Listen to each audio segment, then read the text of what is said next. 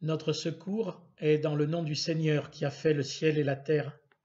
Le Seigneur est avec vous, le Père, le Fils et le Saint-Esprit. Amen. Le Fils de l'homme est venu non pour être servi, mais pour servir et donner sa vie en rançon pour beaucoup. En Jésus-Christ, la lumière et la vérité sont apparues. Il nous donne la force d'aimer et de pardonner. Rends-moi justice, ô mon Dieu. Défends ma cause contre un peuple sans foi. Tu es ma forteresse, pourquoi me rejeter? Pourquoi vais-je assombri, pressé par l'ennemi? Envoie ta lumière et ta vérité, elles me guideront, elles me conduiront jusqu'en ta demeure. J'avancerai jusqu'à l'autel de Dieu, j'irai vers Dieu qui me fait danser de joie. Pourquoi te désoler, mon âme? Pourquoi gémir sur moi? Espère en Dieu. De nouveau je te rendrai grâce. Il est mon Sauveur et mon Dieu. Venez le célébrer, son grand amour, venez le chanter. Le Fils de Dieu est venu donner la vie. Nous te fêtons, ô roi, car tu nous fais partager ta joie. Et nous offrons en ton honneur un chant d'amour, Seigneur. Venez le célébrer, célébrer, célébrer, chanter. Célébrer, chanter notre roi. Venez le célébrer, célébrer, célébrer, chanter. Célébrer, chanter notre roi. Venez le célébrer, son grand amour, venez le chanter. Le Fils de Dieu est venu donner la vie. Te fêtons, ô roi, car tu nous fais partager ta joie. Et nous offrons en ton honneur un chant d'amour, Seigneur. Venez le célébrer, célébrer, célébrer, chanter. Célébrer, chanter notre roi. Venez le célébrer, célébrer, célébrer, chanter. Célébrer, chanter notre roi.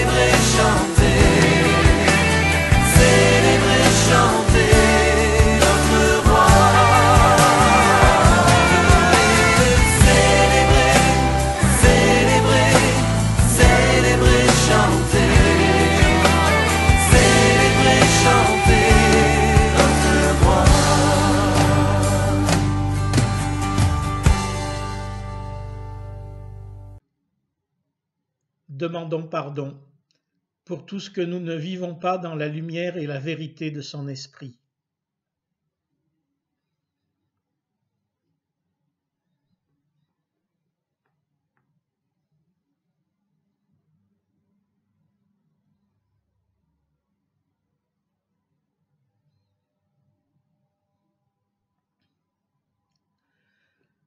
Dieu notre Père ne veut pas la mort du pécheur, mais qu'il se convertisse et qu'il vive. C'est lui qui nous a aimés le premier. Il a envoyé son Fils dans le monde pour que le monde soit sauvé par lui. Il vous offre sa miséricorde et vous donne la paix. Seigneur, tu nous donnes de célébrer la passion de ton Fils avec reconnaissance. Aide-nous à le suivre jusqu'à la croix. Par ta grâce, fais-nous parvenir à la vie éternelle avec lui, qui vit et qui règne avec toi, Père, et le Saint-Esprit, un seul Dieu pour les siècles des siècles. Amen.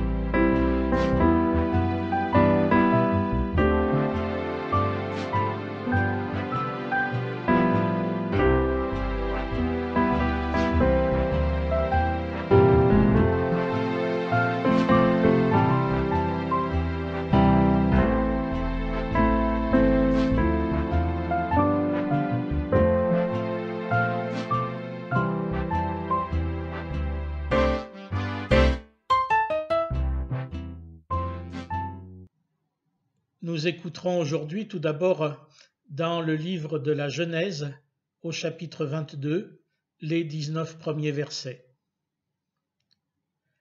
Après ces événements, Dieu a mis Abraham à l'épreuve.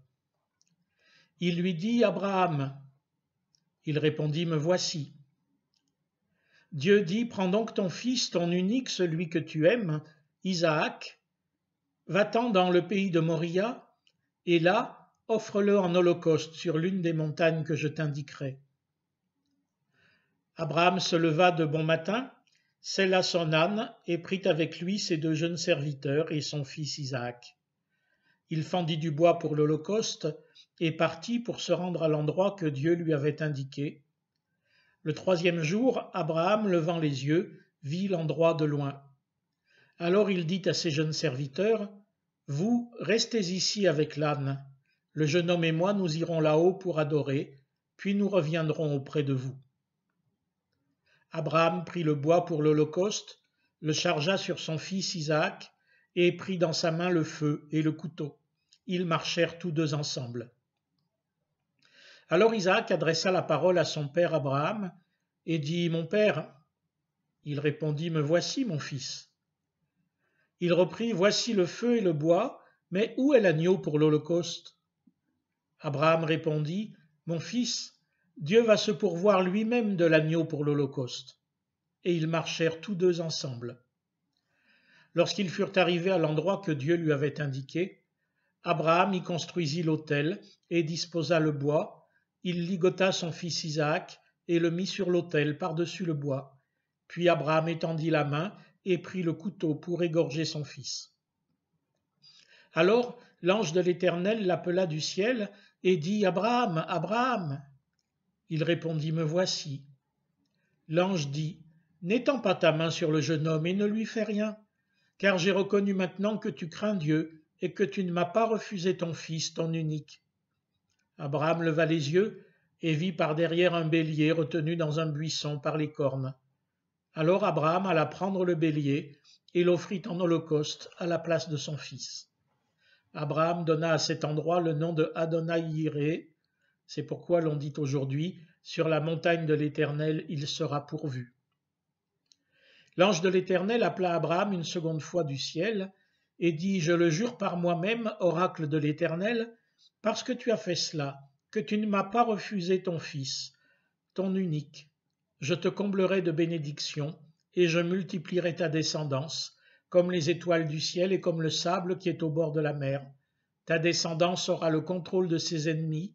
Toutes les nations de la terre se diront bénies par ta descendance, parce que tu as écouté ma voix. » Abraham s'en retourna avec ses jeunes serviteurs, puis ils se levèrent pour aller ensemble à Beër-Shéva, car Abraham habitait à Beër-Shéva.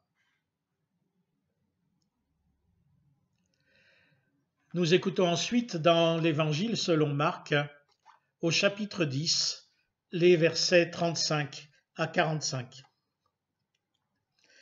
Les deux fils de Zébédée, Jacques et Jean, s'approchèrent de Jésus et lui dirent « Maître, nous désirons que tu fasses pour nous ce que nous te demanderons. » Il leur dit « Que désirez-vous que je fasse pour vous ?»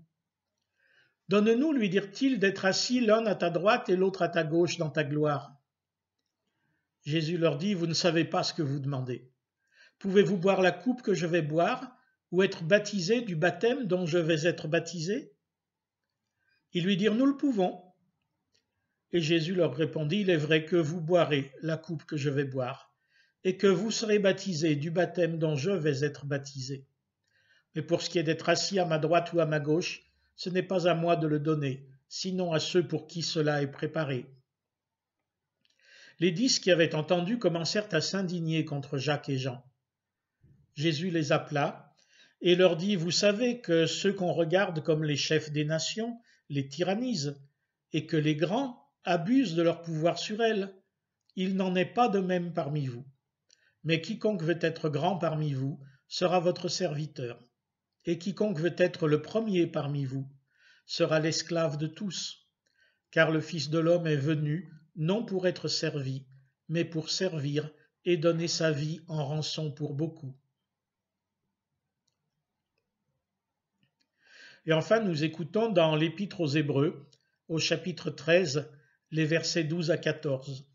« C'est pourquoi Jésus aussi, pour sanctifier le peuple par son propre sang, a souffert hors de la porte.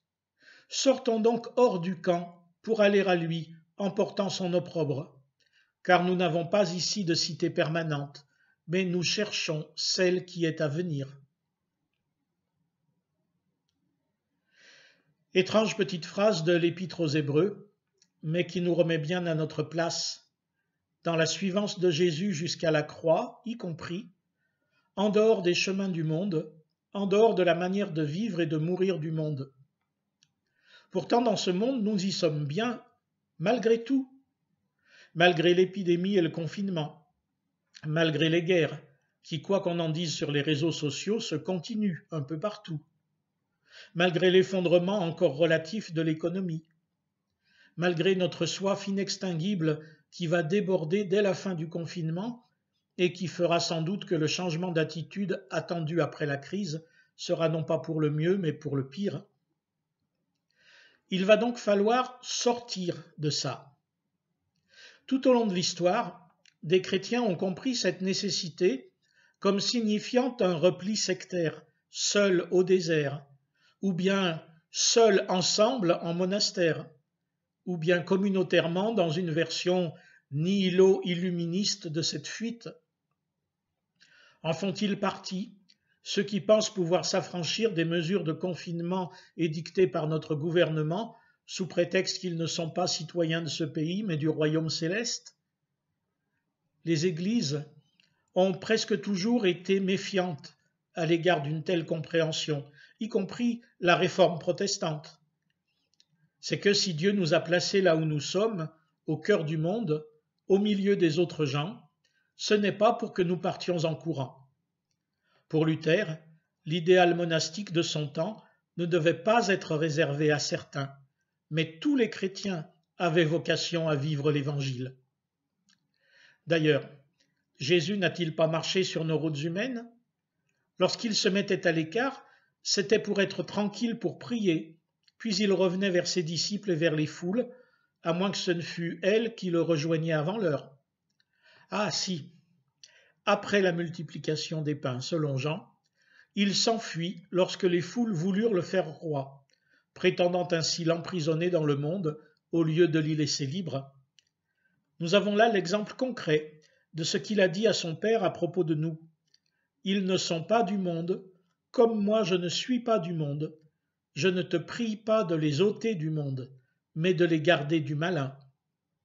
Car tout ce qui, dans le monde, a intérêt à étouffer l'Évangile, cherche à nous assimiler au monde, à faire de notre foi, de notre confiance en Dieu, une simple religion, voire une simple philosophie, un système de valeurs humanistes comme les autres, et de nous, des gens comme les autres, censément désintéressés, mais au fond d'eux-mêmes avides de pouvoir, tels les deux fils de Zébédée. Jésus a finalement été rejeté, mis hors du monde par sa mort, mis hors de Jérusalem par sa crucifixion.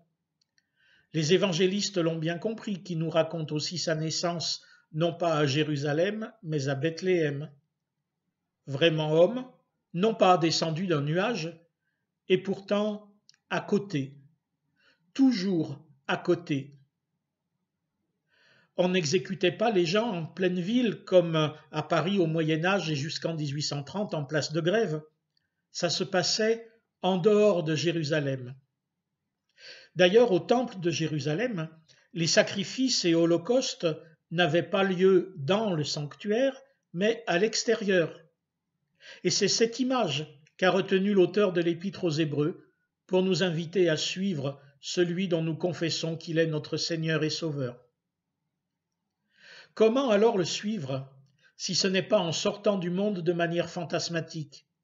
Serait-ce en courant au martyre? Là encore, l'Église a toujours refusé cette solution, car l'Évangile, le royaume de Dieu, n'est pas synonyme de mort, mais de vie. Et l'on a vu aussi Jésus s'échapper de Nazareth lorsque les gens ont voulu le tuer à cause de ce qu'il venait de leur dire. Aucune solution de fuite, que ce soit dans l'isolement, dans la secte ou dans la mort, ne convient aux chrétiens, car aucune de ces pratiques n'a été celle de Jésus. Et s'il est mort, ce n'est pas par suicide, mais par meurtre, et de ce meurtre les humains sont coupables, pas Dieu.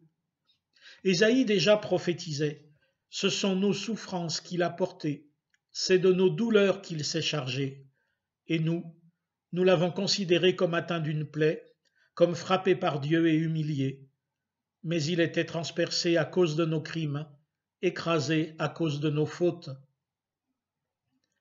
Ces crimes, ces fautes, notre propre péché, quand même nous serions bons et généreux, tout ceci est mort avec Jésus sur la croix.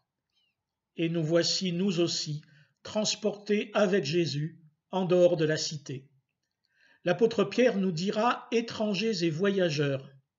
Et vous savez bien que c'est le mot « voyageur », en grec « paroikos », qui a donné le mot « paroissien ». Nous, depuis de nombreux siècles, nous pensons que la paroisse, c'est la ville ou le village. Non, la paroisse, c'est la cité de transit. Nous sommes dans ce monde comme en transit vers la cité céleste. Ceci n'est pas une posture, c'est une autre identité, un autre regard, un autre comportement. Parce que ce n'est ni en nous-mêmes ni dans le monde que nous mettons notre confiance, mais en Dieu. Quand bien même nous épousons certains des combats du monde où nous sommes, et ce peut être tout à fait légitime, nous n'y jouons pas notre identité. Comme le chantait le psalmiste, « En Dieu je me confie, je ne crains rien, que peut me faire un être humain ?»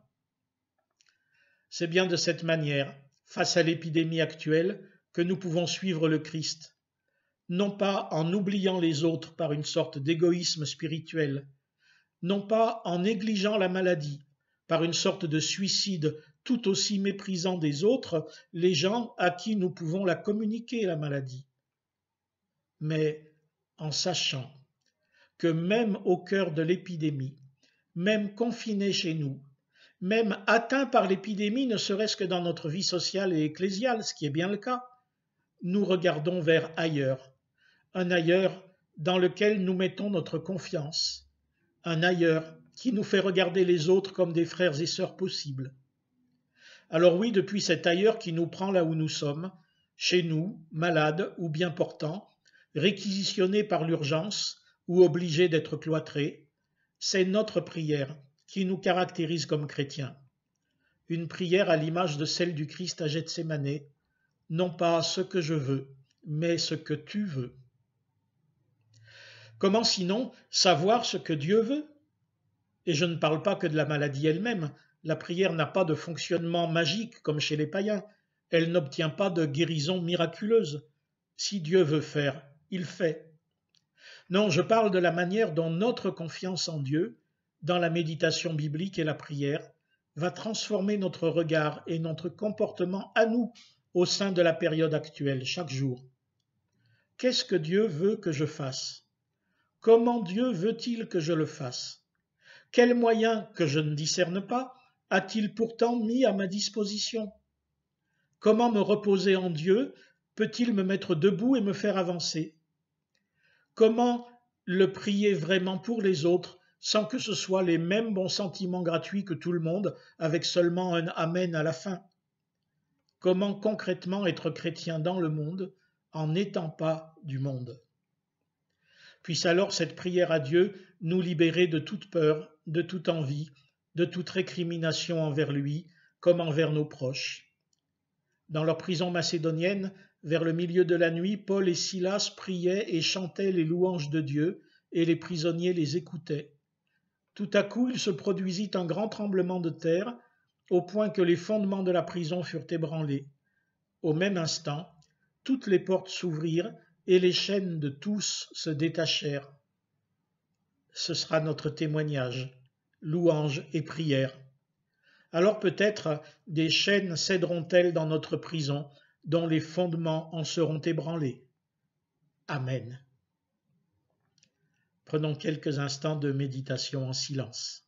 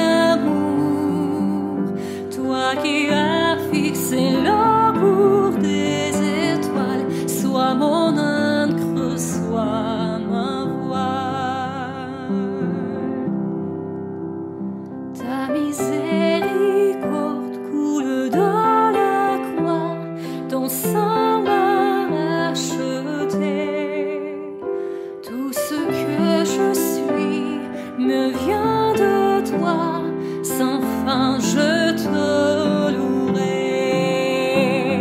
Tu m'offres chaque jour ton infaillible amour, toi qui as fixé le cours des étoiles, sois mon ancre, sois ma voile. Tu m'offres chaque jour ton infaillible amour, toi qui as fixé le cours des étoiles, sois mon ancre, sois ma voile. Sois mon ancre, sois ma voile. Sois mon ancre, sois ma voile.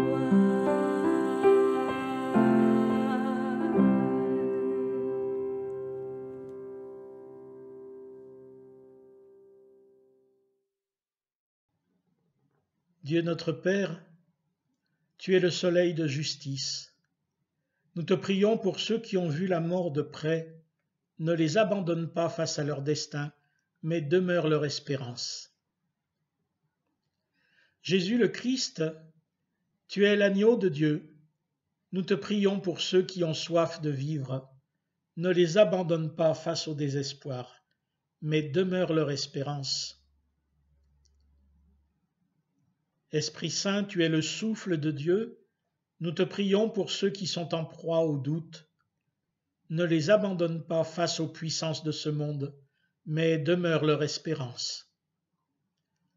Père, en ces temps de trouble, nous te confions ce qui nous tient particulièrement à cœur, les malades et leurs familles, les personnes qui souffrent de leur confinement, les personnels soignants et ceux qui accompagnent les malades, les pompiers, policiers et militaires, tous ceux qui voudraient pouvoir sortir travailler et tous ceux qui sont obligés de le faire malgré leurs craintes. Nous te demandons d'éclairer nos dirigeants et nos chercheurs. Nous te confions nos familles, nos amis, les membres de notre Église, ceux qui témoignent auprès de nous de ton amour. Nous te les nommons dans le secret de nos cœurs.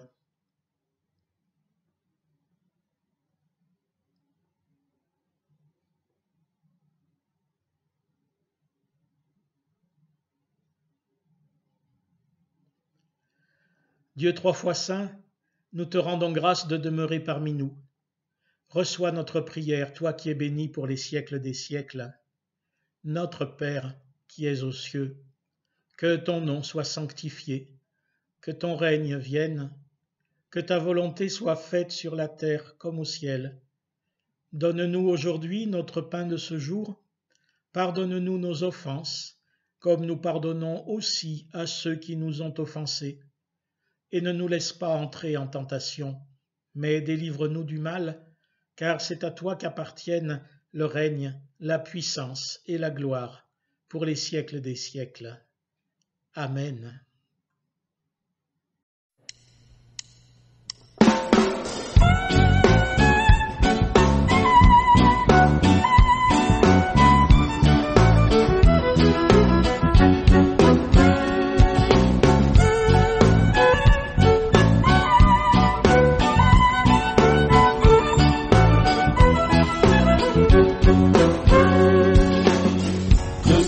Unis dans la famille.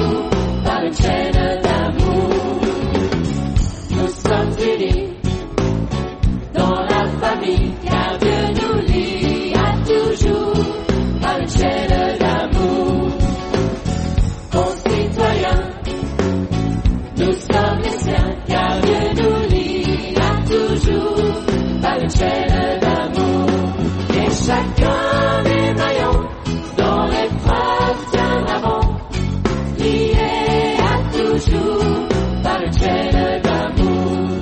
Oui, chacun des maillons dont l'épreuve tiendra bon, liés à toujours par une chaîne d'amour.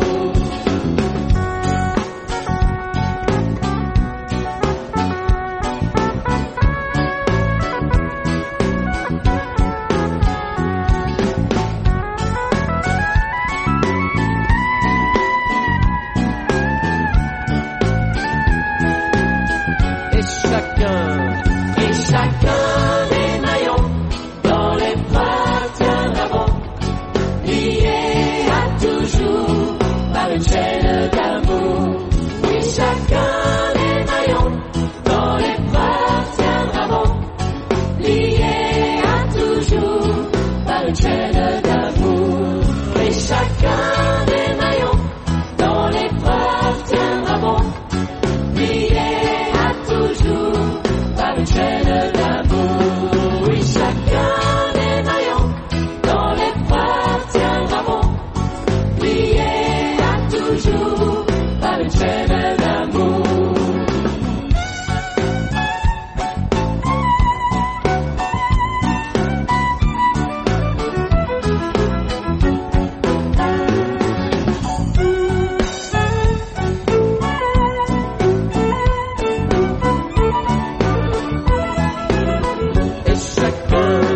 Et chacun des maillons dont l'épreuve tiendra bon, liés à toujours par une chaîne d'amour. Oui, chacun des maillons dont l'épreuve tiendra bon, liés à toujours par une chaîne d'amour. Et chacun des maillons dont l'épreuve tiendra bon, liés à toujours par une chaîne d'amour. Oui, chacun des maillons dont l'épreuve tiendra bon, liés à toujours par une chaîne d'amour. Liés à toujours par une chaîne d'amour. Liés à toujours par une chaîne d'amour.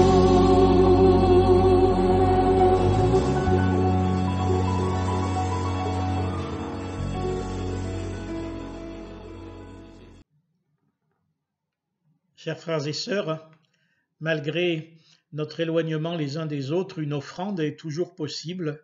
Vous pouvez mettre de côté une somme en espèces ou faire un chèque à envoyer à notre trésorier ou un virement pour l'Église. Recevez maintenant la bénédiction du Seigneur. Que la grâce de notre Seigneur Jésus-Christ, l'amour de Dieu le Père et la communion du Saint-Esprit soient avec vous tous. Amen.